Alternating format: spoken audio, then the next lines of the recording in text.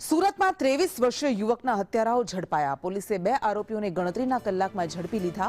આરોપી ગૌતમ દલાઈ અને દિલીપ નિગવાલની ધરપકડ કરવામાં આવી।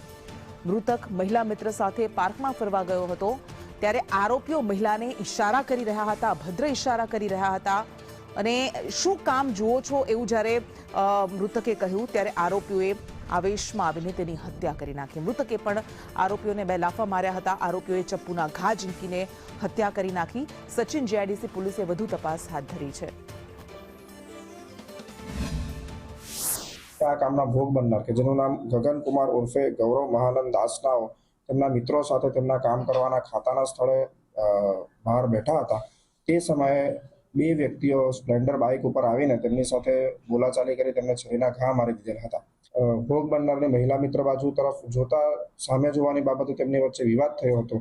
આ કામના આરોપીએ તેમનો વિડીયો બનાવવાનો શરૂ કર્યો હતો અને આ બાબતે વધુ વિવાદ થતા તેમની વચ્ચે ખટરાગ રહી ગયો હતો। આ ખટરાગનો વેર વાળતા આ કામના ભોગ બનનારને આરોપી કેટલાક સમયથી શોધી રહ્યા હતા અને ગઈકાલે જ્યારે તેમને તેમના લોકેશન અંગે ખબર પડતા સ્થળ પર પહોંચી વિવાદ કરીને છરી મારી દેતા કામના ભોગ બનનારનું મરણ થયેલ છે।